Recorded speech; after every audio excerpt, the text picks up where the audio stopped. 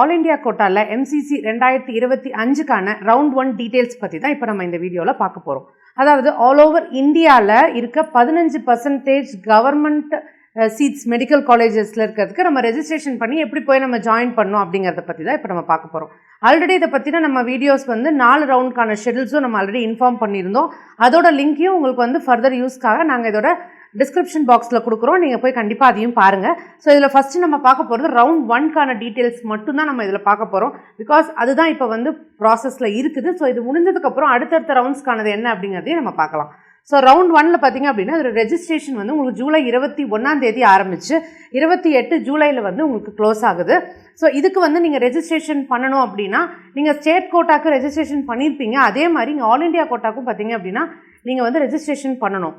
So இதுக்கு registration பண்ணுறதுக்கான website mcc.nic.in அப்படிங்கிற வெப்சைட்டில் போயிட்டு நீங்கள் ரெஜிஸ்ட்ரேஷன் பண்ணிக்கணும். அதுக்கப்புறம் இதோட சாய்ஸ் ஃபில்லிங் நடக்கும். இந்த சாய்ஸ் ஃபில்லிங் 22 ஜூலையில் ஆரம்பித்து 28 ஜூலை வரைக்கும் இது நடக்குது. சாய்ஸ் ஃபில்லிங் நம்ம முடிச்சதுக்கு அப்புறமா நமக்கு சாய்ஸ் லாக்கிங் இருக்கும்.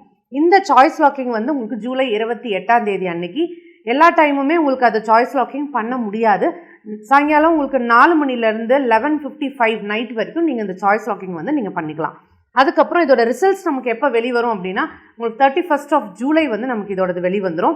அடுத்து உங்களோட ரிப்போர்ட்டிங்.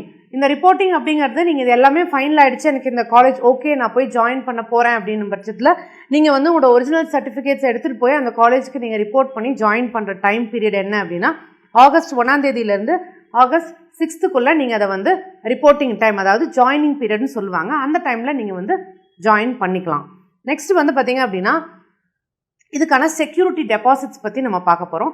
இந்த செக்யூரிட்டி டெபாசிட்ஸ் உங்களோட கவர்மெண்ட் கோட்டா ரிசர்வ்டு அப்படிங்கிறது என்ன அப்படின்னா உங்களுக்கு OBC, NCL, SC, ST, so இந்த மாதிரி ரிசர்வேஷன் கீழே வரவங்களோட டெபாசிட் அமௌண்ட் 5000 ரூபாய் நீங்கள் பே பண்ணுற மாதிரி இருக்கும்.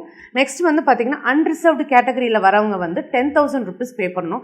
இதே நீங்கள் டீம்டு யூனிவர்சிட்டிஸ் பண்ணுறீங்க அப்படின்னா 2,05,000 ருபீஸ் செக்யூரிட்டி டெபாசிட்டாக நீங்கள் பே பண்ணுற மாதிரி இருக்கும்.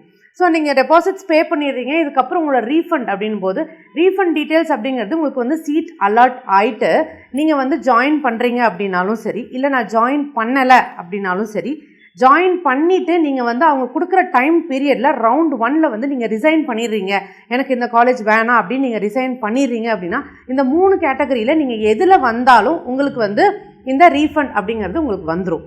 ஸோ நெக்ஸ்ட்டு பார்த்தீங்க அப்படின்னா ரீஅலாட்மெண்ட்டுங்கிறது ரவுண்ட் 2ல் நீங்கள் பார்ட்டிசிபேட் பண்ணுறது. ரவுண்ட் 1ல் நீங்கள் பார்ட்டிசிபேட் பண்ணியிருந்தாலும் நீங்கள் தாராளமாக ரவுண்ட் 2ல் உங்களோட விருப்பத்தில் நீங்கள் பார்ட்டிசிபேட் பண்ணலாம். இப்போ எனக்கு ரவுண்ட் 1ல் ஒரு காலேஜஸ் கிடச்சிருக்கு, ஒருவேளை எனக்கு ரவுண்ட் 2ல் இதை விட பெட்டர் காலேஜ் கிடைக்குமா அப்படின்னு நீங்கள் பார்க்குறீங்க அப்படின்னா நீங்கள் தாராளமாக ரவுண்ட் 2லையும் நீங்கள் பார்ட்டிசிபேட் பண்ணலாம்.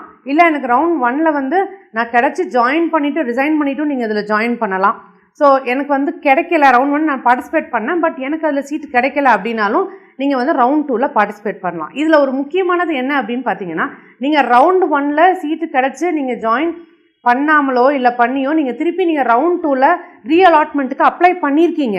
ஸோ அப்போது உங்களுக்கு ஒரு காலேஜ் கிடைக்குது அப்படின்னா நீங்கள் கண்டிப்பாக ரீஅலாட்மெண்ட் கிடைச்ச காலேஜில் தான் நீங்கள் ஜாயின் பண்ண வேண்டியதாக இருக்கும். ஸோ அதுதான் இந்த ரீஅலாட்மெண்ட். ஸோ இது எல்லாமே உங்களுக்கு ரவுண்ட் 1ஓட டீட்டெயில்ஸாக இருக்குது. அதே மாதிரி நம்ம எல்லாருமே நல்லா தெரியும், அடுத்து ஸ்டேட்டோட ரேங்க் லிஸ்ட்டுக்காக நம்ம எல்லாருமே வெயிட் பண்ணிகிட்ருக்கோம். இந்த ஸ்டேட் ரேங்க் லிஸ்ட் பார்த்திங்க அப்படின்னா உங்களுக்கு 25 ஜூலை நமக்கு ரிலீஸ் ஆகுது. ஸோ இது உங்களுக்கு எல்லா கேட்டகரி வைஸும் நமக்கு ரிலீஸ் ஆகிடும்.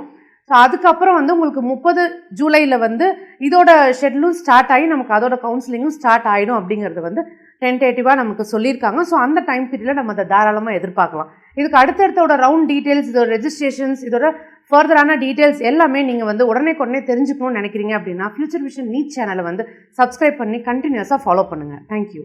NEET JEE Academy, 2nd floor, ABK Maruti Plaza, opposite Hotel Lakshmi Prakash, SKS Hospital Road, New Bus Stand, Salem 4. For contact 94439 22215 and web address www.futurevision.ias.com.